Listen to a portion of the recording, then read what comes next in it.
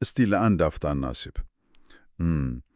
በፍጹም ማይተኛ በአጭር ጊዜ ውስጥ ብዙ ነገሮችን የሚያከናውንልን የሚጽፍ፣ የሚመረምር፣ የሚፈጥር፣ ሂሳብ የሚሰራ፣ ሌላው ቀርቶ የሚያስተምር የግል አጋዥ ቢኖረን ብለን ይሄ እንግዲህ ሰው ሰራሽ አስተውሎት ወይም ኤአይ የምንለው እውን እያደረገው ያለው ነገር ነው።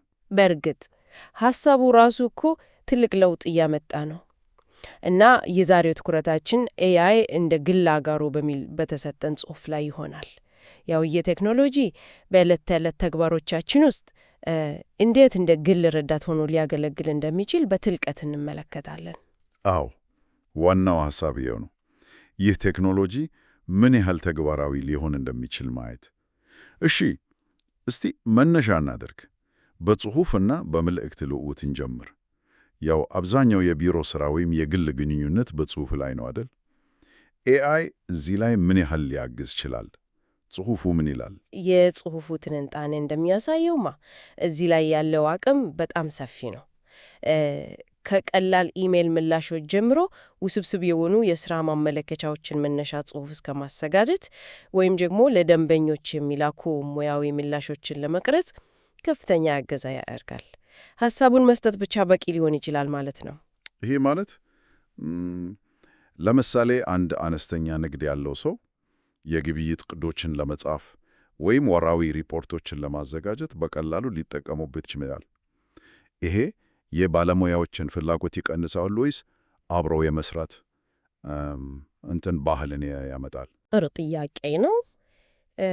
ጽሑፉ በዋናነት የሚያተኩረው እገዛው ላይ ነው። የግብይት ዕቅዶችን ለማዋቀር፣ መረጃዎችን ከተለያዩ ምንጮች አሰባስቦ ሪፖርቶችን ለመጻፍ ወይም የዝግጅት አቀራረቦችን ለማዘጋጀት በእርግጥ ይጠቅማል። ዋናው ቁም ነገር ጊዜን በእጅጉ መቅጠቡ እና የመረጃ አቀራረብን ማሻሻሉ ነው። አብሮ የመስራት ባህልን ሊያዳብርም ይችላል። ያው ሰው ሐሳቡን ያመነቻል፣ ኤአይ ደግሞ ያሰፈዋል ወይም ያደራጀዋል። ጽሑፉ ላይ የቀረበው ምሳሌ በጣም ሳቢ ነው። አንድ ኢትዮጵያዊ ፍሪላንሰር አለ። ለውጭ ኩባንያ ፕሮፖዛል መላክ ቢፈልግ ኤአይ እንዴት ሊረዳው ይችላል ይላል። ያው ቋንቋውን በማስተካከል የአቀራረቡን ሙያዊነት በማረጋገጥ እድሉን ሊያሰፋለት ይችላል ነው የሚለው። በትክክል ይሄ በጣም ወሳኝ ነጥብ ነው። የቃላት አጠቃቀምን ከማስተካከል ባለፈ የሚፈለገውን የሙያ ደረጃ የጠበቀ እንዲሆን በማድረግ መልእክቱ ግቡን እንዲመታ ያገዛል። ጽሑፉ ለዚህ ተግባር በስፋት ጥቅም ላይ የሚውሉ መሳሪያዎችንም ይጠቅሳል። እንደ ቻትጂፒቲ አለ። በውይይት መልክ ለሚቀርቡ ጥያቄዎች ምላሽ በመስጠት ይታወቃል። ጀሚኒ ደግሞ በተለያዩ ፎርማቶች ጽሑፍ በማመንጨት እና ኤክስ.ኤአይ በመሳሰሎች ላይ ያተኩራል። ገብቶኛል። እሺ፣ ከጽሑፍ ወጥተን ወደ ሌላ ምናልባት ትንሽ አድካሚ ወደሚሆን የዕለት ተዕለት ተግባር እንለፍ። ምርምር እና የጉዞ ዕቅድ ብዙ ጊዜ ይወስዳል። መረጃ መሰብሰብ እና ማቀድ። ኤአይ እዚህ ላይ ያለው ሚና ጽሑፉ እንዴት ነው የሚገልጸው? የዚህም ላይ ያለው ጠቀሜታ ቀላል አይደለም። አንድን የጉዞ መስመር ሙሉ በሙሉ ለማቀድ ያስችላል ነው የሚለው ጽሑፉ። ለምሳሌ ከአዲስ አበባ ተነስተን ወዴት እንበል ደቡብ ኦሞ ለጉብኝት ብናስብ ምርጡ መንገድ የትኛው ነው? በመንገድ ላይ የት ማረፍ ይቻላል? በእያንዳንዱ ቦታ ምን ምን የቱሪስት መስህቦች አሉ? እንደዚህ አይነት ዝርዝር መረጃ ሊሰጥ ይችላል።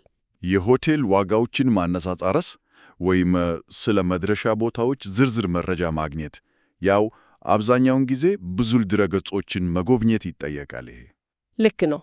ኤአይ ይህንንም ያቀላላል ነው ጽሑፉ የሚለው። የተለያዩ አማራጮችን በአንድ ጊዜ በማነጻጸር የበረራ ዋጋ፣ የሆቴል ዋጋ፣ የመኪና ኪራዬ ጊዜን ይቆጥባል። በተጨማሪም ስለ መድረሻ ቦታው የአየር ንብረት፣ ባህል፣ ታሪክ፣ መታየት ስላለባቸው ቁልፍ ቦታዎች የተጠናከረ መረጃ በአንድ ቦታ ያቀርባል። ጽሑፉ ላይ የተጠቀሰው ምሳሌ ከአዲስ አበባ ወደ ባህር ዳር ለሚደረግ ጉዞ ኤአይን መጠቀም ይላል። ይህን በተግባር ስናየው ምን ይመስላል? ለምሳሌ ለ3 ቀን ባህር ዳር መሄድ ፈልጋለሁ፣ ምርጥ ሆቴልና መታየት ያለባቸውን ቦታዎች ንገረኝ ብሎ መጠየቅ ነው። አዎ፣ እንደዛ ማለት ይቻላል። በጣም ቀላል ነው። ተጓዡ ለኤአይ መሳሪያው ምናልባት ቻትጂፒቲ ወይም ጄሚናይ ሊሆን ይችላል ይህንን ጥያቄ ያቀርባል። ኤአይ ደግሞ መረጃውን በማቀናነጅ ምላሽ ይሰጣል። ለምሳሌ ለመጓጓዣ ይሄ አማራጭ አለ፣ መካከለኛ ዋጋ ያላቸው ሆቴሎች እነዚህ ናቸው፣ በ3 ቀን ውስጥ ጣና ሐይቅን፣ የጢስ እሳት ፏፏቴን እና የከተማዋን ዋና ዋና ቦታዎች መጎብኘት ይችላል የሚል ዝርዝር ሊያቀርብ ይችላል። እንዲያውም የቀን ተቀን የእንቅስቃሴ መርሃ ግብር ሊያዘጋጅ ይችላል። ዋው! ይሄ በእርግጥ የጉዞ ዝግጅትን በእጅጉ ያቃልላል። ወደ ፈጠራው ዓለም ስንመጣስ እዚህ ላይ ያለው ተጽዕኖ ምንድን ነው? ጽሑፉ ኤአይ በምስል ፈጠራና ዲዛይን ላይ ስላለው ሚና ምን ይላል? እዚህ ላይ ቴክኖሎጂው ትልቅ ዝላይ ያርገዋል ነው የሚለው ጽሑፉ። በተለይ ደግሞ ምስሎችን ከጽሑፍ መግለጫ ብቻ በመነሳት መፍጠር መቻሉ ይህ በጣም አስደናቂ ነው። ንግዶች የማስታወቂያ ፖስተሮችን ለመስራት፣ ለማህበራዊ ሚዲያ ገጾቻቸው የሚሆኑ ምስሎችን ለማመንጨት ወይም ለተለያዩ ዝግጅቶች ልዩ የምስል ቅርጸቶችን ለመፍጠር ኤአይን መጠቀም ይችላሉ። የማለት ጽሑፉ ላይ እንደተጠቀሰው አንድ አነስተኛ የቡና ቤት ባለቤት የራሱን ማስታወቂያ ለመስራት ግድ የግራፊክስ ዲዛይነር መቅጠር ላያስፈልገው ይችላል ማለት ነው። በቀላሉ ሐሳቡን ገልጾ ምስል ማግኘት ይችላል። ጽሑፉ የሚጠቁመው ይህንን ነው። ባለቤቱ ለኤአይ መሳሪያው ሚድጆርኒ ለምሳሌ ምስል በመፍጠር በጣም የታወቀ ነው። ወይም ዳሌ እና ስቴብል ዲፊውዥን አሉ። ለነዚህ የሚፈልገውን የምስል አይነት በጽሑፍ ይገልጻል። ለምሳሌ ዘመናዊ የኢትዮጵያ ባህላዊ የቡና አፈላል ስነ ስርዓትን የሚያሳይ ደማቅ ቀለማት ያለው ለቡና ቤቴ ማስታወቂያ የሆነ ምስል ፍጥረልኝ ብሎ ሊጠይቅ ይችላል። ኤአይ ከዚያም ተለያዩ አማራጮችን ያቀርባል። ይህም ለአነስተኛ ንግዶችና በግላቸው ለሚሰሩ ፈጣሪዎች ትልቅ ዕድል ነው የሚከፍተው። ውድ ሶፍትዌሮች ከመግዛት ወይም ባለሙያ ከመቅጠር ሊያድን ይችላል። ጥሩ። አሁን ደግሞ ወደ ቁጥሮች እንለፍ። የፋይናንስ አስተዳደርና የወጪ ትንተና። ብዙ ሰው በዚህ ይቸገራል አይደል? እውነት ነው። የገንዘብ አያያዝ ለብዙዎች ፈታኝ ነው። ጽሑፉ እንደሚለው ኤአይ እዚህም ላይ ሊረዳ ይችላል።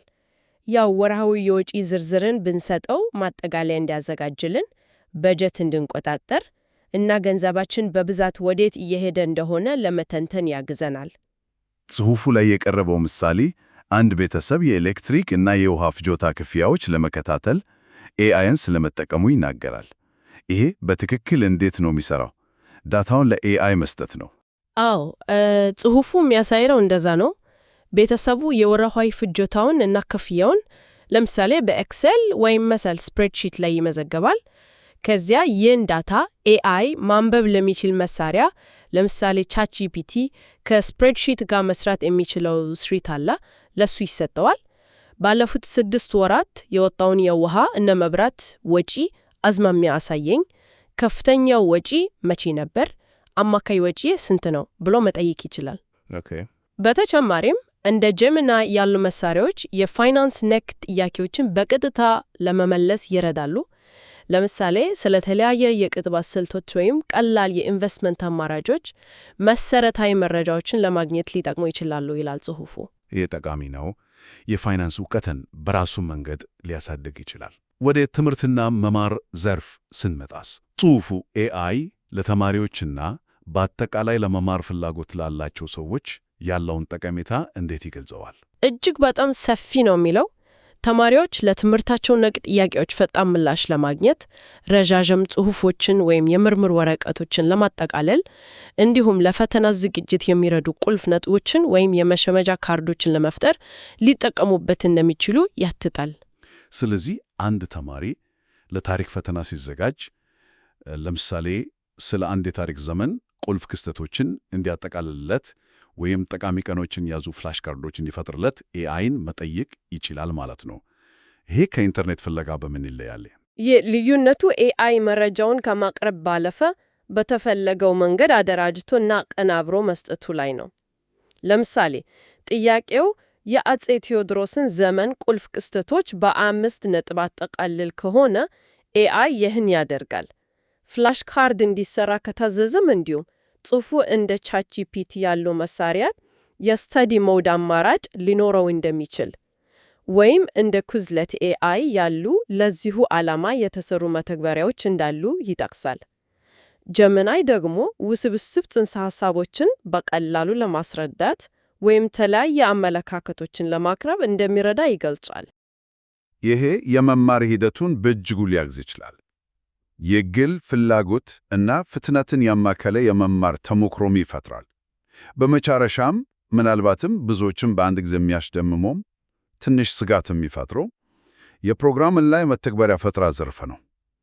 ጽሑፉ ስለዚህ ምን ይላል? አዎ እዚህ ላይ ያለው እድገት በጣም ፈጣንና አስገራሚ ነው ይላል ጽሑፉ። ኤአይ አሁን ሙሉ የድር ጣቢያዎችን ከባዶ ለመገንባት የሚረዳ ኮድ ለመጻፍ፣ ለሞባይል መተግበሪያዎች የሚያስፈልገውን ኮድ በከፊል ወይም በሙሉ ለመጻፍ ወይም ደግሞ በነባር ኮዶች ውስጥ ያሉት ስህተቶችን ለማግኘት እና ለማረም ያው ዲበጊንግ የምንለው ለዚህ ትልቅ እገዛ ያደርጋል። ይሄ ማለት የፕሮግራሚንግ እውቀት የሌለው ሰው እንኳን ቢያንስ ቀላል ድረገጽ ወይም መተግበሪያ ለመስራት መነሳሳት ይችላል ማለት ነው። ጽሑፉ ላይ ያሉት ምሳሌዎች ይህንን የሚያሳዩ ይመስላል። በወሰነ ደረጃ ይህንን ነው የሚጠቁመው። ጽሑፉ ላይ የተጠቀሰው የቡና ቤት ባለቤት ምሳሌ ጥሩ ማሳያ ነው። ምናልባት የፕሮግራሚንግ ልምድ ባይኖረውም ለሱቁ ቀላል የሆነ የዕቃ መዝገብ ስርዓት ለመፍጠር ኤአይን ሊጠቀም ይችላል። ኤአይ የሚያስፈልገውን ኮድ ሊጠቁመው፣ ሊጽፍለት ወይም ደረጃ በደረጃ ሊመራው ይችላል። ሌላኛው ምሳሌ ደግሞ አንድ ወጣት ቀላል መተግበሪያ ሲሰራ ማሳየት ይላል። ይህም የቴክኖሎጂ ተደራሽነትን የሚያሳይ ይመስላል። በእርግጥ ጽሑፉ እንደ ቻት ጂፒቲ ያሉትን ለኮድ መጻፍ፣ ጀሚኒንን ለኮድ ማረምና መተንተን እንዲሁም እንደ ጊትሃብ ኮፓይለት ወይም ሬፕሌት ኤአይ ያሉትን ደግሞ ሙሉ የፕሮግራሚንግ ሂደቱን ለማገዝ የተዘጋጁ መሳሪያዎች መሆናቸውን ይጠቅሳል። ይህ ለፈጠራና ለችግር ፈቺነት አዲስ በሮችን ይከፍታል። እርግጥ ነው ጽሑፉ በግልጽ ባያስቀምጠውም አሁንም ውጤቱን መገምገም እና ማስተካከል የሰው ክትትል እንደሚጠይቅ መገመት አያዳግቱም። ነገር ግን የመግቢያውን መሰናከል በእጅጉ ይቀንሰዋል። ግልጽ ነው። እንግዲህ ከጽሑፍና ግንኙነት አንስቶ እስከ ፕሮግራም ፈጠራ ድረስ ኤአይ እንደ ግል አጋዥ ያለውን ሰፊ አቅም ከተሰጠን ጽሑፍ ተነስተን በደንብ ተመልክተናል። ይህንን ሁሉ ስናጠቃልለው ከዚህ ውይይት ልንይዘው የሚገባው ዋናው ቁም ነገር ምንድን ነው? ዋናው ቁም ነገር ጽሑፉ እንዳስቀመጠው ኤአይ እንደማይደክም፣ ሁልጊዜ ዝግጁ እንደሆነ እና እጅግ በርካታ ተግባራትን በማከናወን ሊያግዘን የሚችል የግል አጋዥ የመሆን አቅም እንዳለው ነው። በጽሑፍ ዝግጅት፣ በምርምር እና እቅድ፣ በፈጠራ ስራዎች፣ በገንዘብ አያያዝን፣ በትምህርት እና በመማር ሂደት እንዲሁም እንደ ፕሮግራም እና መተግበሪያ ባሉ የቴክኖሎጂ ፈጠራ ዘርፎች ሁሉ ከፍተኛ እገዛ የማድረግ አቅሙን አይተናል። በእርግጥ የግል አጋዥነቱ ብዙ መልኩ እየታየ ነው። ይህ ቴክኖሎጂ የዕለት ተዕለት ሕይወታችንን የማቅለል እና ምርታማነታችንን የመጨመር ትልቅ አቅም እንዳለው ከውይይታችን መረዳት ይቻላል። ልክ ነው። ይህ ገና ጅምሩ መሆኑንም ጽሑፉ በውስጠ ታዋቂነት ያሳያል። ቴክኖሎጂው የተሻሻለ ሲመጣ እነዚህ የግል አጋዥነት ሚናዎች የበልጥ እየረቀቁ እና በሕይወታችን ውስጥ የበልጥ የተዋሃዱ እየሆኑ ይሄዳሉ። መልካም። ለዛሬ የነበረንን ውይይት እዚህ ላይ እናጠቃለን። ከተወያየንበት እና ጽሑፉ ካቀረበልን ሐሳቦች በመነሳት አንድ ለቀጣይ ማሰላሰል የሆነ ነጥብ ማንሳት ፈልጋለሁ። እሺ፣ ምንድን ነው? ይህ ሁሉ የኤአይ ግል አጋዥነት አቅም በተለይ በቋንቋ መረዳት፣ መተርጎም እና ማመንጨት ያሳየዋለው ከፍተኛ መሻሻል ሲታይ በቀጣይ በሰዎችና በባህሎች መካከል ያለውን የግንኙነት መሰናከል በማለፍ ረገድ ምን አይነት ተጨማሪ ዕድሎች ሊከፈት እንደሚችል ማሰብ ተገቢ ነው።